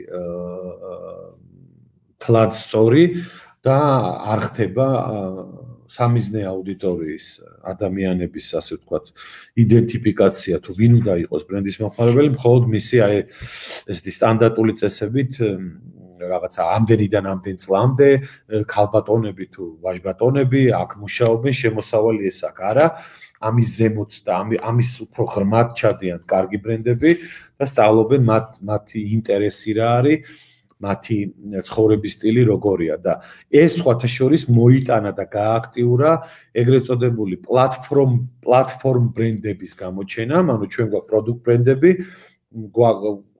გვაქვს სერვის ბრენდები, პერსონალური ბრენდები, ხო, ადგილის ბრენდები და არის პლატფორმ ბრენდები, ანუ პლატფორმ ბრენდებს ეძახიან იმ ბრენდებს, რომლებიც ინტერნეტში არიან დაბადებული გაზრდილები, ასე რომ ვთქვათ, ანუ Amazon-ი მაგალითად, Facebook-ი და ასე შემდეგ და ასე შემდეგ, ხო, Instagram-ი და ასე შემდეგ, LinkedIn-ი, Twitter-ი და ასე შემდეგ, ხო? და რატომ მოიტანა ეს ყველაფერი? იმიტომ რომ ალბათ თქვენ და თქვენ მშობლებსაც ყველას თუ არა დიდ ნაწილს გაქვთ Facebook-ი, ხო? მეც და ჩემი ძმაკაცის ბებიასაც აქვს Facebook-ი, ხო? შესაძლოა როგორ გინდა გასაზღვრო, ხა რასაკის ადამიანისთვისა ეს ბრენდი, ამიტომ ბრენდები ფიქრობენ სხვანაირად, ეხლა უკვე ფიქრობენ ისე, რომ აი საერთო ინტერესით აერთიანებენ ადამიანებს, ხო? ეს ახალი, ასე ვთქვათ, ტრენდია სეგმენტაციაშიც. და აი ამ ყველაფრის, აი ამ ღირებულებების დამთხევა გარეთ გასვლის შემდეგ ხდება მხოლოდ მაშინ, როცა ბრენდი სწორად შენდება შიგნიდან და ბრენდის ქცევა მერე და კომუნიკაცია, ხო? ეს არის ყველაფერი მერე, რასაც ბრენდი აკეთებს, ანუ ბრენდის კომუნიკაცია არ არის მხოლოდ სარეკლამო კამპანია. ეს არის როგორ გამოიყურება თქვენი შენობა, როგორ გამოიყურება თქვენი შეფუთვა, როგორ გამოიყურება და რა შინაარსის არის თქვენი სოციალური ქსელი. არ ვიცი, ნებისმიერი რამ, რასაც შეიძლება ბრენდი აკეთებდეს, ხო? სადაც მომხმარებელი თქვენთან მოდის შეხებაში რა. ხო? შესაბამისად, ბრენდი და კულტურა არის ეს ერთმანეთთან გადაჯაჭვული, იმიტომ რომ ბრენდინგის საწყისი ეტაპი ეს არის შიდა ბრენდინგი და შიგნიდან გარეთ ბრენდის მშენებლობა. კიდევ ერთხელ განახებთ ამ სლაიდს, იმ კარგი რეპუტაციის მოსაპოვებლად საჭიროა მართლა იყო ის, როგორიც გინდა რომ დაგინახო, ხო? ანუ გარე გასვლის წინ. და შესაბამისად, მართლა იქნები ისეთი მაშინ, ბრენდი მართლა იქნება ისეთი მაშინ, როცა მას ასე ვთქვათ, სწორად აშენებენ შიგნიდან გარეთ. მე გითხარით, რომ არსებობენ ავტორები, არსებობს წიგნები, ბიზნეს წიგნები, რომლებიც 100 წლის უკანაც აქტუალური იყო და დღესაც თქო და აი ესეთი ერთ-ერთი ავტორი არის პიტერ დრაკერი, რომელიც არის ესეთ მენეჯმენტის ერთ-ერთი ასე ვთქვათ, მამა და მარჩენალი, ძალიან მაგარი ავტორი, რომელიც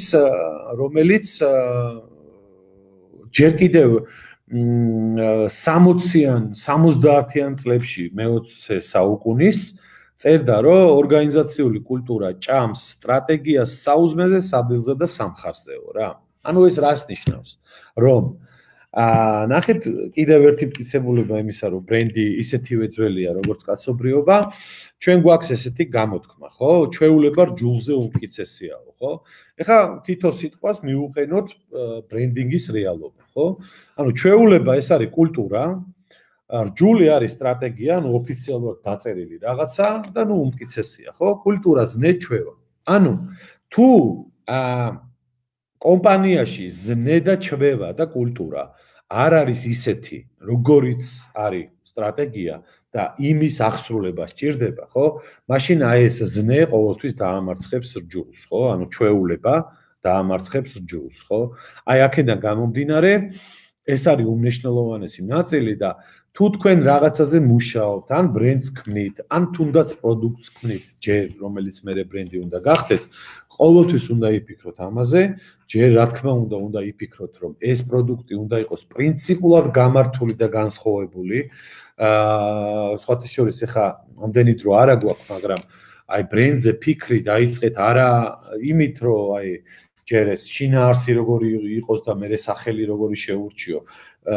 დაიწყეთ პროდუქტზე ფიქრით და პროდუქტზე ფიქრი და სერვისზე და პროდუქტზე ფიქრი დაიწყეთ ადამიანებზე ფიქრით. ვისთვის ცვლით, რა პრობლემები არსებობს, თქმული და უთქმელი, იმიტომ რომ ხშირად მომხმარებლები პრობლემებზე ვერ საუბრობენ, იმიტომ რომ ვერ ხედავენ ამას, ესე კონკრეტულად არტიკულაცია შეიძლება ვერ გაუკეთონ. მაგრამ დაკვირვებული ადამიანები ხედავენ და ამ პრობლემებს წყვეტენ, ხო?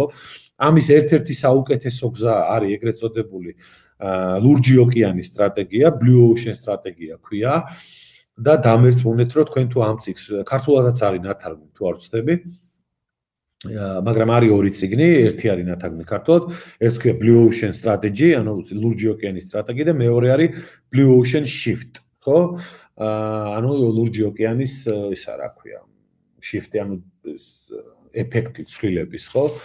და აი აქ ამაში მოცემულია ძალიან დეტალურად თუ როგორ ფიქრობთ აი ამ იდეაზე და როგორ აკეთებთ თქვენ პროდუქტს და ძალიან მოკლედ რო გითხრათ, ეს არის ის, რომ იმ ინდუსტრიაში, სადაც თქვენ აპირებთ რაღაცის გაკეთებას, აი ამ ინდუსტრიის მოცემულობა არ მიიღოთ პირდაპირ და არ ჩაეფლოთ ამ ინდუსტრიის, ასე ვთქვათ, არსებული სათამაშო წესებით თამაში. თქვენ უნდა ნახოთ, რა ხდება ინდუსტრიაში და აუცილებლად უნდა მოძებნოთ გზად, რომ შეცვალოთ თამაშის წესები. იმიტომ რომ ნახეთ, როგორც ბრენდი საქციელი რა არის, ვინ იქცევა, კულტურა რა არის, ვინ ქმნის ამას, ხო, ადამიანები ქმნიან. ასევე უნდა გაუკვირდეთ ინდუსტრიის წესები ვისი დაწესებულია, ხო, ეხლა ის ზემოდან ხო არ უბრძანეს ვიღაცას. ინდუსტრიის წესები, თამაშის წესები არის იმათი დამტკიცებული და შექმნილი და გაკეთებული, ვინც არიან ამ ინდუსტრიის ლიდერები და მოთამაშეები. და ეს არავითარ შემთხვევაში ანიშნავს იმას, რომ თქვენ მათი თამაშის წესებით უნდა ითამაშოთ, თქვენ მათ გამოწვევა, ასე ვთქვათ, უნდა გაუგზავნოთ, თქვენი თამაშის წესებით უნდა ითამაშოთ. და ძალიან ხშირად, როცა ლურჯი ოკეანის ფარგლებში ფიქრობთ, თქვენი პროდუქტის და სერვისის შექმნაზე, ხო? თქვენი ქმედება მიმართული პირველ რიგში კი არ არის იმისკენ, რომ არსებული მომხმარებლები გადმოიბეროთ, არამედ ინდუსტრია გაზარდოთ და შექმნათ ახალი მომხმარებელი, ხო? ეხლა აი ამის მაგალითი ერთ-ერთი, რა ვიცი, აი რომ გავიხსენოთ, არის, რავი, აი ერთ-ერთი ესეთი ბრენდია კანადური Cirque du Soleil.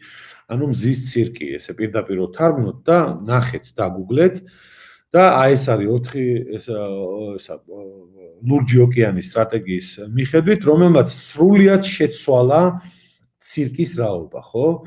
ანუ ამოაგდო ეს რაღაცა ცხოველები, რაღაცა ცეცხლში გაძრომები და ასე შემდეგ და შექმნეს მაგარი შოუ. ესე ინგლისურად ესე არის, ეს არის ცირკი Broadway-ის ხარისხით, ანუ Circus with Broadway dedication, ხო? და აქ მიიზიდა ახალი მომხმარებლებიც, ხო? ასევე ერთი ძალიან მაგარი кейსი არის Active Fry, ესე ქვია, ეს არის სახლის პირობებში, აი იმის ფრენჩაიზის შესაწვავი მანქანა და კომპანია 100 წლის კომპანია დაჯდა და თქვა რომ რა ვქნა. აღოდ ეს მარტო ახალ ბრენდებს არ ეხება, რაზეც ახლა მე ვსაუბრობ, კომპანიის შიგნითაც ესე უნდა იფიქრონ ადამიანები, როცა ისინი ახალ პროდუქტს ვნიან, ან არსებული რომ ასე ვთქვათ შეცვალონ, ხო? მით უმეტეს აი ამ post-covid ხანაში როდესაც ბევრი რაღაცები შეიცვალა. აი ამ კომპანიამ იფიქრა რომ არ საფასო ომში ჩართულები, იმიტომ რომ ყველა აკეთებს აი ამ ფრენჩაიზის მანქანას და აი ამ ლურჯი ოკეანის მიდგომით განიხილეს ეს кейსი და ნახეს რომ ადამიანებისთვის რთულია აი ამ ზეთის გამოცვლა მანქანიდან, ხო?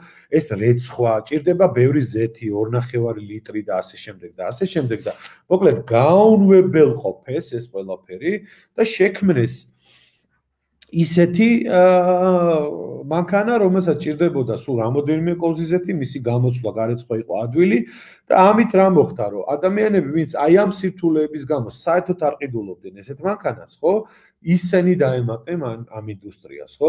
ადამიანები, რომლებიც არ ყიდულობდნენ, იმიტომ რომ მათ ჰქონდათ ასე ვთქვათ, ისინი ნერვიულობდნენ სიჯანსაღეზე და ასე შემდეგ, ხო? ისინი დაემატნენ, იმიტომ რომ რაც უფრო ცოტა ზეთი ჭირდებოდა ამ იმას, მით უფრო ნაკლები ცხიმი და ნაკლები ის იყო იმისთვის, ხო? ანუ ლურჯი ოკეანის სტრატეგიის გაცნობას ძალიან გირჩევთ, მით უმეტეს მე ვიცი რომ თქვენ აქ პროგრამისტებიც ხართ, ასე ვთქვათ და ადამიანები, რომელიც ტექნოლოგიებში ერკვევით და ცდილობთ რაღაცა შექმნათ, ხო? და დააკვირდით კარგად და ლურჯი ოკეანე რას ნიშნავს? ერთდროულად შეამცირო ხარჯები იმის ხარჯზე, რომ თქვენ კონკურენცია აიცილოთ თავიდან და არ შევარდეთ წითელ ოკეანეში, რაც დიდი აყულები დაცურავენ. და ასევე აწიოთ, ანუ დაწიოთ ხარჯები და აწიოთ მომხმარებლისთვის ღირებულება და ფასეულობა, ხო? ამიტომ მე ხა მეც ამაზე არ გავჩერდები, მაგრამ აი აქედან დაიწყეთ ბრენდზე ფიქრი. და რომ დაუბრუნდეთ ახლა საქციელს, კიდევ ერთხელ სლაიდი, რომ პირველ რიგში არის თანამშრომლები და რომ ბრენდის საქციელი ქმედება იყოს სწორი. ეს არის სულხასაბა სიტყვები, რომელიც ალბათ ინგლისურენოვანი რო ყოფილიყო ადამიანი, ხო? ყველა ბრენდის სახელმძღვანელოში იქნებოდა რა და მე თუ შევძლებ ამ სიტყვებს აუცილებლად მოვახვედრებ რომელიმე სახელმძღვანელოში, იმიტომ რომ აი ხა თქვენ რასაც უყურებთ სლაიდზე, ხო? ეს არის თავიდან ბოლომდე მთელი ბრენდინგის არსი. ხო? ამდენი ხანი რაზეც მე გელაპარაკებით, ეს არის თავიდან ბოლომდე ბრენდინგის არსი. ანუ ადამიანი უნდა ფასობდეს საქმითა და აღსრულებითა, საქმე სიტყვიანი და სიტყვა საქმიანი, ხო? აი ეს არის. რასაც ამბობ, ის უნდა აკეთო, რასაც აკეთებ, ის უნდა თქვა სწორად და გააგებიო ადამიანებს, ხო? და ამ ყველაფერს, აი ამ საქმეს იწყებ ადამიანებზე ფიქრით და მათთვის გაცხადებული თუ გაუცხადებელი პრობლემების გადაჭრით. პრობლემებს მე ვეძახი იმ თქვათ პრობლემებს, რაც ბაზარზეა, რაც ჭირდებათ ადამიანებს და არ არის და ასე შემდეგ, ხო? და ამაში კვლევა ვერ დაგეხმარებათ, ამას უნდა დაკვირვება ხალხმა აუცილებლად, იმიტომ რომ ადამიანები ხშირად ვერ ამბობენ რა ჭირდებათ მათ, რა, ხო? და ამის უამრავი მტკიცებულება არსებობს. მაგალითად Sony Walkman-ის კვლევა. ეხლა თქვენ შეიძლება ისეთი თაობა ხართ, უკვე Sony Walkman-იც არ გახსოვდეთ, მაგრამ ვინც არის ჩემი და ცოტა უმცროსი და ნუ უფროსი თაობის წევრი, Sony Walkman-ი ემახსოვრება. ეს არის პირველი, ასე ვთქვათ, პორტატული მუსიკის დანადგარი, რომელიც შექმნა Sony-მ, შექმნა მისი დამფუძნებლის აკიო მორიტას დიდი ინიციატივით. და ნუ მარკეტინგის დეპარტამენტმა უთხრა გავაკეთოთ კვლევა და კვლევა მაჩვენა რომ არა ამას ჩვენ არ ვიყიდით. ანუ არის ბრენდინგში ეს რომ შენ უნდა შექმნა რაღაცა და შეთავაზო ადამიანებს შენი დაკვირვებების და იმ პრობლემების გამოკვლევის შედეგად რაზეც შენ უამრავი დრო გაქვს დასახარჯი და ესე ფიქრობ ბრენდის იდეაზე. მოკლედ ბრენდი არის ბრენდის შენების პროცესი. ეს არის კიდევ ერთხელ ვიძახი ყოველდღიური დეტალების მართვა, ეს არ არის ერთი წრე და დაიმახსოვრეთ რომ სანამ ხართ ბიზნესში, ხართ ბრენდინგში. ეს არის მართლა ყოველდღიური კონტროლი იმ დეტალების, რასაც თქვენ აკეთებთ, იმიტომ რომ ამას ქვია ბრენდის შეხების წერტილები, ეგრეთ წოდებული touch point-ები და ეს touch point-ები იქნება ეს თქვენი შენობა კიდევ ერთხელ ვიძახი, ნაგებობა თუ სიტუაცია თქვენი ოფისის შიგნით თუ მაღაზიის შიგნით თუ თქვენი სერვისი თუ თქვენი აპლიკაცია თუ რაც არ უნდა იყოს, ეს არის ბრენდის პატარ-პატარა განსახიერებები, პატარა მოდელები, ანუ ყველგან ერთი და იგივე, ასე ვთქვათ, შთაბეჭდილებას უნდა ტოვებდეს. ამიტომ და ბრენდის შინაარსის ქონა რატო არის მნიშვნელოვანი? ანუ ბრენდის სტრატეგია იწერება აი შემდეგ დოკუმენტებშია გაწერილი. პირველი არის ბრენდის პლატფორმა, სადაც ბრენდის შინაარსია გადმოცემული, მისი გენეტიკური კოდი, დიადი იდეიდან დაწყებული, მისი ახედვა, ფასეულობები და სახელი და სლოგანი, რომელიც ბოლო ნაწილია, ჯერ შინაარსზე ფიქრობ და მერე ვარქმევთ ამ ყველაფერს სახელს, წინასწარ სახელს და ვიზუალს ნუ მოიფიქრებთ, იმიტომ რომ ჯერ შინაარსი უნდა მოიფიქროთ, შემდეგ არის საკომუნიკაციო სტრატეგია და სამოქმედო გეგმა, სამოქმედო რატო, იმიტომ რომ ეს არის საქციელი და რანაბიჯები უნდა გადაიდგას და შემდეგ არის უკვე ვიზუალური იდენტიფიკაცია, ხო? ლოგოტიპი, ნიშანი და რაც თავარია სტილი ბრენდის, იმიტომ რომ ლოგოტიპი და ნიშანი ცოტა უკანა პლანზეა გადასული დღეს და თავარია ბრენდის სტილი, ანუ აი ეს ვიზუალური სტილი, როგორია ეს და როგორ იშლება ეს ყველაფერი, ხო? იმიტომ რომ ესეც 21 საუკუნემ ესეც ციფრულმა მატარებლებმა მოიტანეს, რომ კიდე მეტი საშუალება გაქვს, რომ ეს სტილი გაშალო. მოკლედ ბრენდინგი არის ბრენდის შენების პროცესი, ეს არის ადამიანების გონებაში ბრენდის აღქმის მართვა. ანუ ეს ნიშნავს იმას, რომ როგორაც თქვენ გინდათ რომ გაგიცნონ და წარმოჩინდეთ და დაგიმახსოვრონ და მერე გამოყვნენ, ასე ვთქვათ, მთელი ცხოვრება, აი ამ პროცესის მართვაა და ამ პროცესის მართვა კიდევ ერთხელ ვიძახი, არ ხდება მხოლოდ სარეკლამო კამპანიებით, ანუ ვერბალური კომუნიკაციით. ამას უნდა ნაბიჯები და საქციელი და ამის გარეშე, მართვის გარეშე, ბრენდის მართვის გარეშე ადამიანები ჩვენ ბრენდ საკუთარი ინტერპრეტაციებით დაგვირთავენ, ანუ კომუნიკაცია საჭიროა, ვერბალური და ქცევითი, კიდევ ერთხელ ვიმეორებ, იმიტომ რომ თუ ადამიანებს ინფორმაციულ ვაკუუმში დატოვენ, ისინი თავისით გააკეთებენ რაღაც დასკვნას და ეს დასკვნები შეიძლება ჩვენ ძალიან არ გაგვისწორდეს. ამიტომ ბრენდი არის სამართავი, ადამიანები კი არ არიან სამართავი.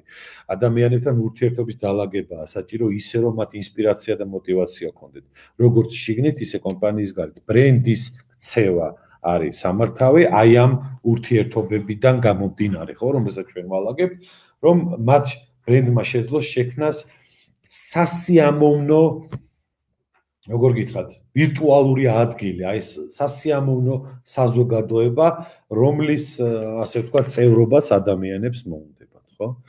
აქედან გამომდინარე, ეს შემაჯამებელი სლაიდი, ასე ვთქვათ, რომ ნახოთ, ბრენდი ეს არის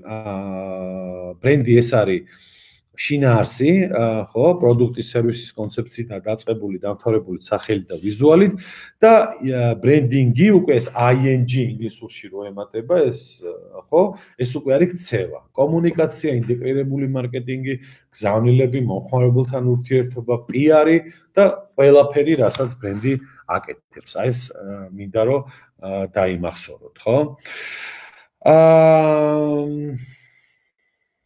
ეხლა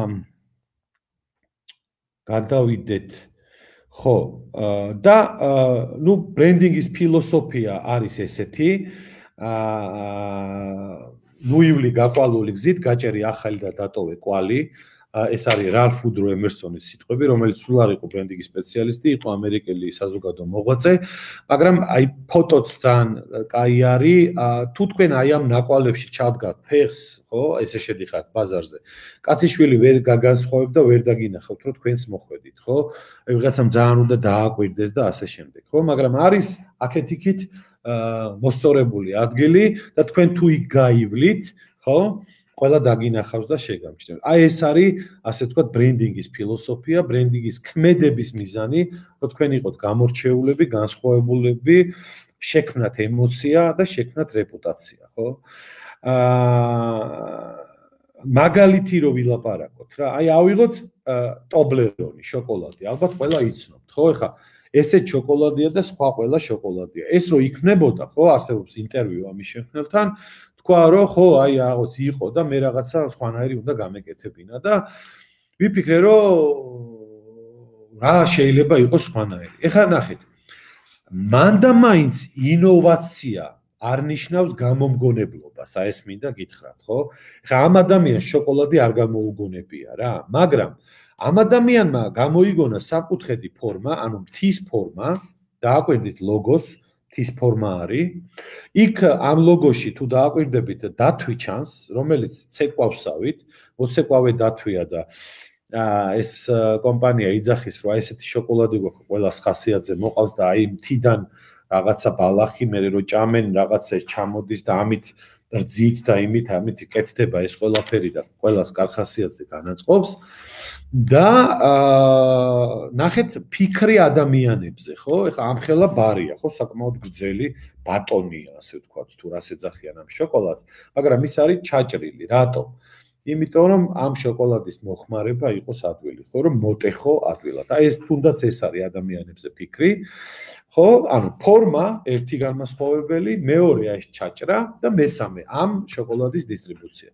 ტობლერონის დისტრიბუცია ხდებოდა მხოლოდ duty free-ებში და წესი დღემდეც ესე ხდება, უბრალოდ ჩვენთან ახლა საქართველოში სუპერმარკეტებში გაჩნდა და არ ვიცი, ვიღაცა ყოჩაღმა ალბათ მოახერხა და იყიდა და შემოიტანა და აალაგა სუპერმარკეტებში, იმიტომ რომ თუ ტობლერონმა გადაწყვიტა რომ ის გამოჩნდეს სუპერმარკეტების თაროებში, ხო? თაროებზე ამის უკან ძალიან დიდი, ასე ვთქვათ, არგუმენტაცია უნდა იყოს, იმიტომ რომ ოდნავ ესეთი ხელმიუწვდომელი გახადა და რაც უფრო, ასე ვთქვათ, ხელმიუწვდომელი იყო, მით უფრო სასურველი იყო და მე ძალიან ხშირად მიწევდა ჩემი წინა სამსახურიდან, ოდესაც მე GVS-ის კომერციული დირექტორი ვიყავი, ლიდერი ღვინის კომპანიის იმ დროისთვის 2000-2004 წლებში და ადამიანები მაბარებდნენ ძალიან ხშირად ტობლერონს. შოკოლადს კი არა, ტობლერონს, ანუ ის იყო ტობლერონი. ხვდებით? ხო? ამიტომ განსხვავებულობა და გამორჩეულობა და ინოვაცია, ხო, არ არის მანდამაინც გამომგონებლობა, ამიტომ ნუ დაგწყდებათ გული და ნუ ინერვიულობთ იმაზე, რომ რაღაცა რადიკალურად ახალი მოვლენა ვერ შექმენით. განსხვავებულობა შეიძლება იყოს ფორმაში, შეიძლება იყოს ადამიანების აი კომფორტში, თუნდაც შეფუთვაში, თუნდაც გაყიდვების გზებში და ასე შემდეგ და ასე შემდეგ, ხო?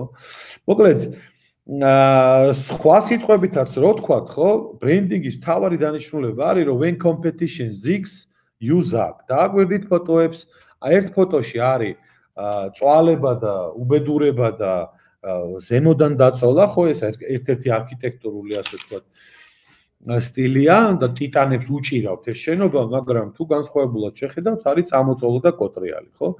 აი სწორედ ეს არის ბრენდინგის ფილოსოფია და ბრენდინგი არის საღაზრზე, რომ აი დააკვირდე რა უნდათ ადამიანებს და დაინახო, ხანდახან იდეები ცხვირს წინ დევს, საღაზრზე, გონება מחვილობაზე და გაბედულებაზე დაფუძნებული ბიზნესის მართვის ხელოვნება. აი ეს არის ბრენდინგი და კიდევ ერთი ძალიან კარგი გამოხატულება, ასევე ნათარგმნია ეს წიგნი ქართულად შეგიძლიათ წაიკითხოთ. ეს არის იასამნისფერი ძროხა, Purple Cow, ანუ ბრენდინგის და მარკეტინგის დანიშნულებაზე ლაპარაკობს ბატონი ოდინი, ვინც არის ამის ავტორი და უბრალოდ მარტივად სვავს კითხვას, რომ წარმოიდგინეთ ბავშვები არიან ექსკურსიაზე ფერმაშიო და ამ ფერმაში არის უამრავი შავ-თეთრი ძროხა და ერთი იასამნისფერი. როგორ ფიქრობთ, ვისთან გადაიღებენ ფოტოს და რატომო, ხო? ანუ გასაგებია, რომ განსხვავებულია, გამორჩეულია და ნახე, ანუ იქცევს ყურადღებას რა. აი ეს არის, ასე ვთქვათ, ბრენდინგის დანიშნულება და ისევე პიტერ დრაკერმა თქვა, რომელსაც მე ბიზნესის ვაჟაფშაველას ვეძახი, იმიტომ რომ სულ აქტუალურია ამ ადამიანის გამონათქვამები, ეხლა კიდევ მეტად ვეცნობი და კიდევ მეტად რაღაცებს, რასაც ვკითხულობ, გონია რომ დღესაც ცოცხალია და დღეს წეს ამ ყველაფერს. თუ წარმატება გსურს აკეთე სხვანაირი რაღაცეები, ან აკეთე რაღაცეები სხვანაირად, ხო? სხვანაირად ძალიან გაჭირდება. ანუ ეს მარტვენის გამონათქვამი, როცა შენ ხარ უმრავლესობაშიო, ჯობია გაჭირდე და დაფიქრთეო რა, ხო? იმიტომ რომ ეს არის. და რატო? იმიტომ რომ აი ეს არის ნეირო მეცნიერების ერთ-ერთი ძალიან ცნობილი ხერხი ტესტი და რა ვიცი 10-დან 10 ადამიანი, ნუ 9.5 მოდი ვთქვათ, როდესაც აი ესეთ რაღაცას ხედავს, მისი მზერა ეგრევე მიმართულია ან შავი წერტილისგან სკენ ან წარწერისკენ, რაც აქ არის, ხო? რატო? იმიტომ რომ ეს ორი არის განსხვავებული და ჩვენი ტვინი ბლოკავს, ასე ვთქვათ, ერთნაირობას, გაურკვევლობას, აი ბუნდოვანებას, რაც მე განახეთ სლაიდზე და შესაბამისად აქცევს ყურადღებას იმას, რაც განსხვავებულია, ხო? ამიტომ როცა ჩვენ ბრენდს ვქმნით და ვიწყებთ მისი ფუნდამენტიდან, პროდუქტის და სერვისის კონცეფციიდან, ნუ იზამთ ისე რომ აი ეს რომელიმე, ასე ვთქვათ, თეთრი რგოლი აღმოჩნდეთ, იმიტომ რომ აქ ჩავიკარგებით. და ნუ რა თქმა უნდა, ნუ გარისკავთ იყოთ მოსაწყენი და დარჩეთ მოსაწყენები, ხო? კარგი, კიდე რა დაგვრჩა? ხო.